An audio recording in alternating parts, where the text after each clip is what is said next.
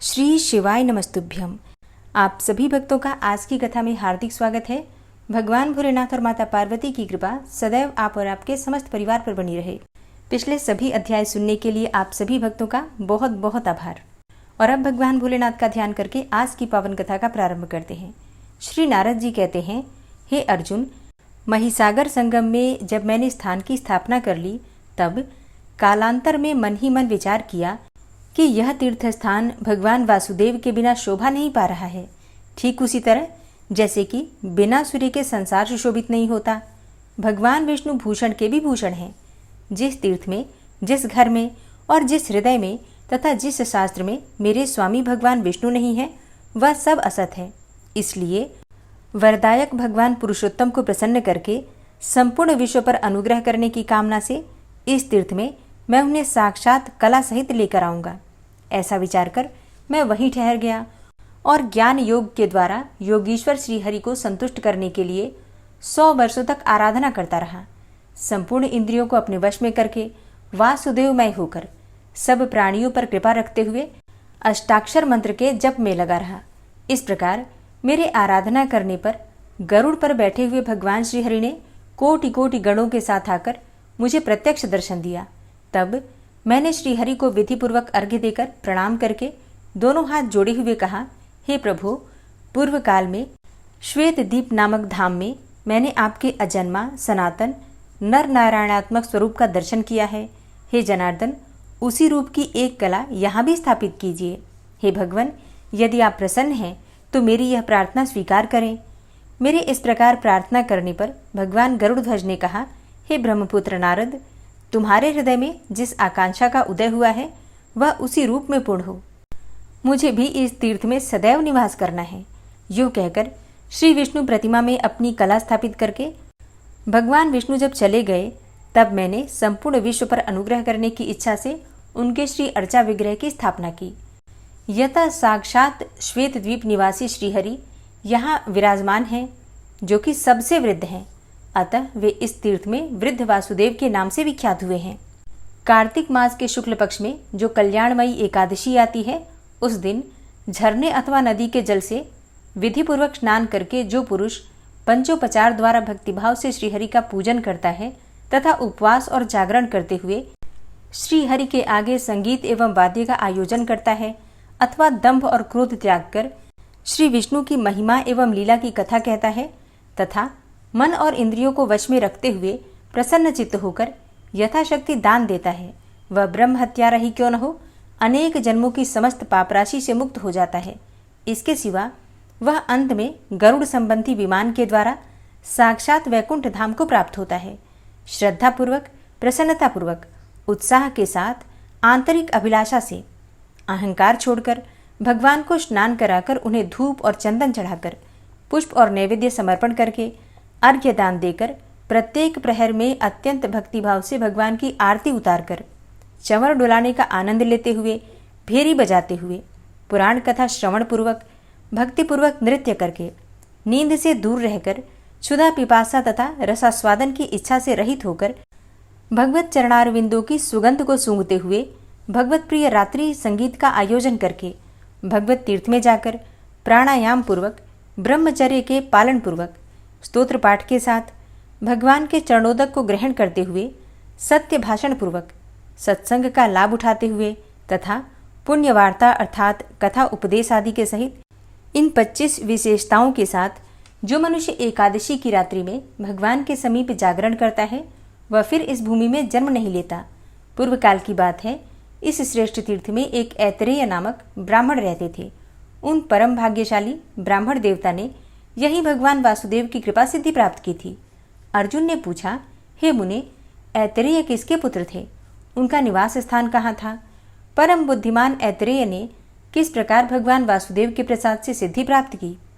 तब नारद जी कहते हैं, हे कुंतीनंदन, यही मेरे द्वारा स्थापित स्थान में जो हारित मुनि रहते थे, उन्हीं के वंश में एक श्रेष्ठ ब्राह्मण उत्पन्न हुए, जो मांडुकी नाम से विख्यात थे। वे वेद वेदांगों के पारंगत पंडित थे।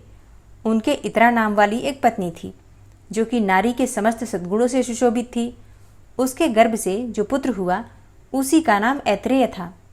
ऐतरेय बाल्यावस्था से ही निरंतर द्वादशाक्षर मंत्र ओम नमो भगवते वासुदेवाय इसका जप करता था। उसे पूर्व जन्म में ही इस मंत्र की दीक्षा मिली थी। वह न तो किसी बात को सुनता था, न स्वयं कुछ बोलता था और न अध्ययन ही करता था। इससे सबको निश्चय हो गया कि यह बालक तो गूंगा है। पिता ने अनेक उपायों से उसे समझाया, बोध कराया, परंतु उसने लौकिक व्यवहार में कभी मन नहीं लगाया। यह देखकर पिता ने भी यही निश्चय कर लिया कि यह सर्वथा जड़ है। तब उन्होंने पिंगा नाम वाली दूसरी स्त्री से विवाह किया और उससे 4 पुत्र उत्पन्न किए, जो वेद और वेदांगों के विद्वान हुए। ऐत्रेय भी प्रतिदिन तीनों समय भगवान वासुदेव के मंदिर में जाकर उस उत्तम मंत्र का जप करने लगे। वे दूसरे किसी कार्य में परिश्रम नहीं करते थे। एक दिन उनकी माता इतरा अपनी सौत के पुत्रों की योग्यता देखकर संतप्त चित्त होकर अपने पुत्र से बोली, अरे तू तो मुझे क्लेश देने के लिए ही पैदा हुआ है। मेरे जन्म और जीवन को धिक्कार है। संसार में उस नारी का जन्म निश्चय ही व्यर्थ है जो पति के द्वारा तिरस्कृत हो और जिसका पुत्र गुणवान न हो। हे वत्स, मैं बड़ी खोटे भाग्य वाली हूँ, अतः महिसागर संगम में डूब मरूंगी। मेरा मर जाना ही अच्छा है। जीवित रहने में मुझे क्या लाभ है। मेरे मर जाने पर तू भी भगवान का महामौनी भक्त होकर दीर्घ काल तक आनंद भोगना। तब नारद जी कहते हैं कि माता की ये बातें सुनकर ऐतरेय ठठाकर हंस पड़े। वे बड़े धर्मज्ञ थे। उन्होंने 2 घड़ी भगवान का ध्यान करके माता के चरणों में प्रणाम किया और कहा, माँ, तुम झूठे मोह में पड़ी हुई हो और अज्ञान को ही ज्ञान मान बैठी हो। हे शुभे, जो शोचनीय नहीं है उसी के लिए तुम शोक करती हो, और जो वास्तव में शोचनीय है उसके लिए तुम्हारे मन में तनिक भी शोक नहीं होता। यह संसार मिथ्या है। इसमें तुम इस शरीर के लिए क्यों चिंतित एवं मोहित हो रही हो।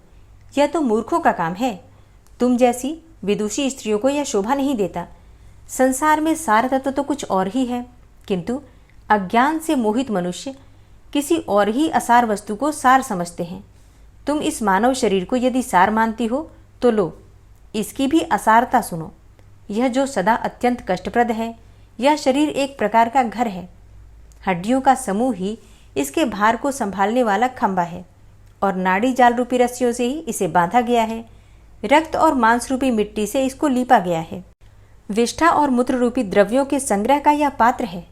केश और रोम रूपी तृण से इसको छाया गया है। सुंदर रंग की त्वचा से इसके ऊपर रंग किया गया है। मुख ही इसका प्रधान द्वार है। 2 आंखें, 2 कान और 2 नाक के छिद्र, ये ही 6 इसकी खिड़कियां हैं। दोनों ओष्ठ ही इसके द्वार को ढकने वाले किवाड़ हैं। दांत ही अर्गला अर्थात किवाड़ बंद करने वाली किल्ली है। नाड़ी और पसीने ही नाली और जल प्रवाह हैं। यह सदा काल की मुखाग्नि में स्थित है। ऐसे इस देह रूपी गेह में जीव नाम वाला गृहस्थ निवास करता है। इस घर में त्रिगुणमयी प्रकृति ही उसकी पत्नी है तथा क्रोध, अहंकार, काम, ईर्ष्या और लोभ आदि ही उक्त गृहस्थ की संतानें हैं। हाय, कितने कष्ट की बात है कि जीव इस देह गेह की मोह माया से मूढ़ होकर तदनुकूल बर्ताव करता है और उसका जिस जिस विषय में जैसे जैसे मोह होता है वह सब बताता हूँ, सुनो। जैसे पर्वत से झरने गिरते रहते हैं, उसी प्रकार शरीर से भी कफ और मूत्र आदि बहते रहते हैं। उसी देह के लिए जीव मोहित होता है।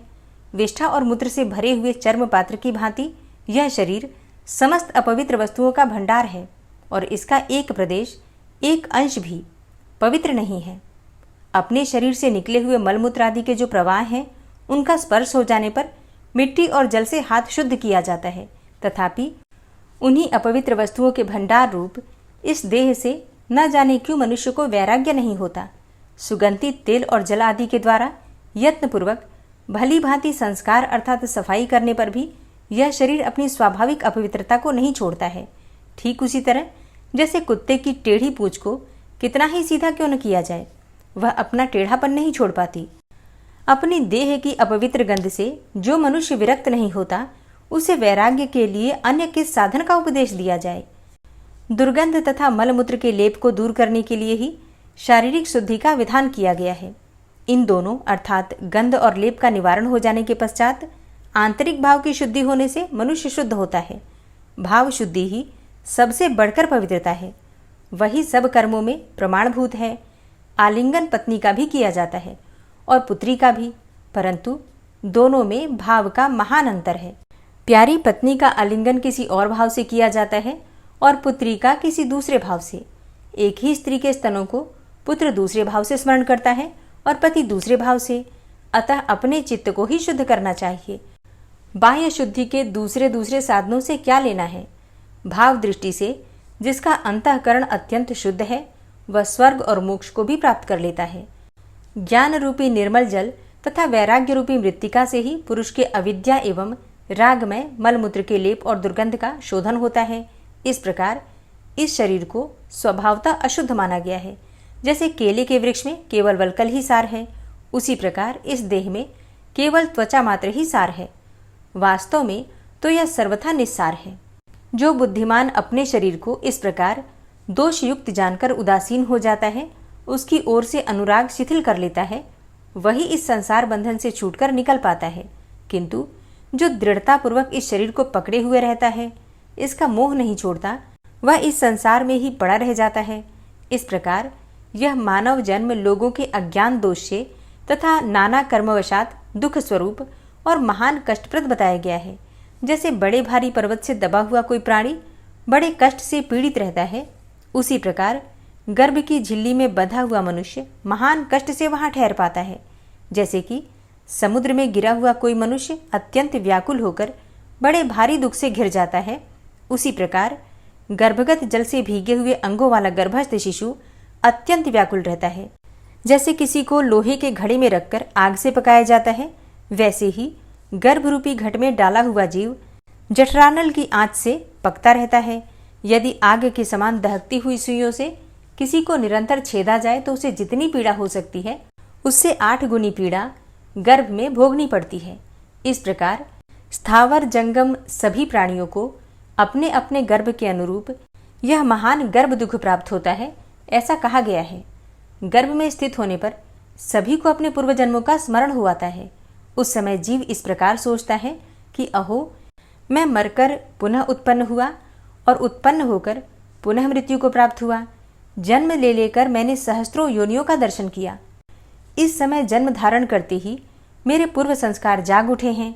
अतः अब मैं ऐसे कल्याणकारी साधन का अनुष्ठान करूंगा जिससे कि पुनः मेरा गर्भवास न हो।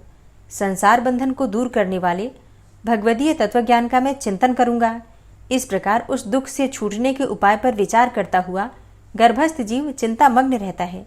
जब उसका जन्म होने लगता है, उस समय तो उस गर्भ की अपेक्षा भी कोटि गुना अधिक दुख होता है। गर्भवास के समय जो सद्बुद्धि जागृत हुई रहती है, वह जन्म हो जाने पर नष्ट हो जाती है।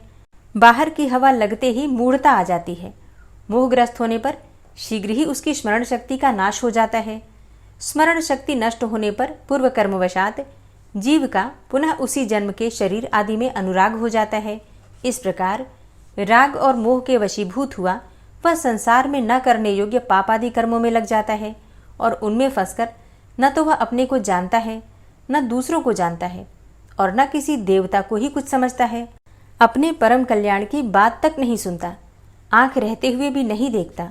समतल मार्ग पर धीरे धीरे चलते हुए भी वह पग पग पर लड़खड़ाता है। विद्वानों के समझाने पर भी बुद्धि रहते हुए भी वह नहीं समझ पाता।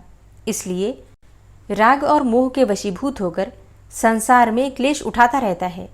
जन्म लेने पर गर्भकाल में जागृत हुई पूर्वजन्म की स्मृति अथवा गर्भ के दुखों की स्मृति भी नहीं रहती। इसलिए महर्षियों ने गर्भ दुख का निरूपण करने के लिए शास्त्रों का प्रतिपादन किया है। वे शास्त्र स्वर्ग और मोक्ष के उत्तम साधन हैं। सब कार्यों और प्रयोजनों को सिद्ध करने वाले इस शास्त्र ज्ञान के रहते हुए भी लोग उससे अपने कल्याण का साधन नहीं करते। यह अत्यंत अद्भुत बात है। जय भोलेनाथ। और अब आप सुनेंगे भगवान शिव की आरती। ओम जय शिव ओमकारा, प्रभु हर शिव ओमकारा, ब्रह्मा विष्णु सदा शिव अर्धांगी धारा। ओम जय शिव ओमकारा, एकानन चतुरानन पंचानन राजे, हंसानन गरुड़ासन वृषवाहन साजे। ओम जय शिव ओमकारा, दो भुज चार चतुर्भुज, 10 भुज अति सोहे, त्रिगुण रूप निरखता त्रिभुवन जन मोहे। ओम जय शिव ओमकारा। अक्षमाला बनमाला मुंडमाला धारी, त्रिपुरारी कंसारी करमाला धारी। ओम जय शिव ओमकारा। श्वेतांबर पीतांबर भागंबर अंगे, सनकादिक गरुडादिक भूतादिक संगे। ओम जय शिव ओमकारा। कर के मध्य कमंडल चक्र त्रिशूलधारी, सुखकारी दुखहारी जगपालनकारी।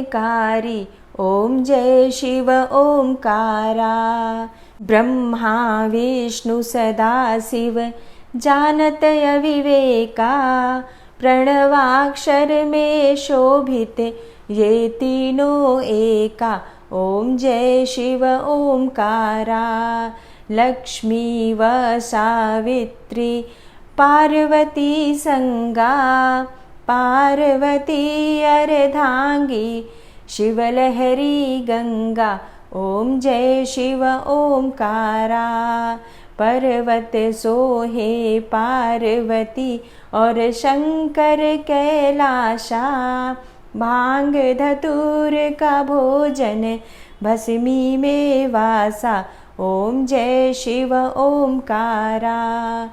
जटा में गंग बहत है गल मुंडन माला, शेष नाग लिपटावत ओढ़त मृग छाला। ओम जय शिव ओमकारा। काशी में विराजे विश्वनाथा नंदी ब्रह्मचारी, नित उठ दर्शन पावत महिमा अति भारी। ओम जय शिव ओमकारा। त्रिगुण स्वामी जी की आरती, त्रिगुण स्वामी जी की आरती जो कोई नर गावे, कहत शिवानंद स्वामी सुख संपत्ति पावे। ओम जय शिव ओमकारा। ओम जय शिव ओमकारा। प्रभु हर शिव ओमकारा, ब्रह्मा विष्णु सदा शिव अर्धांगी धारा। ओम जय शिव ओमकारा। प्रेम से बोलिए भगवान भोलेनाथ की जय, माता पार्वती की जय।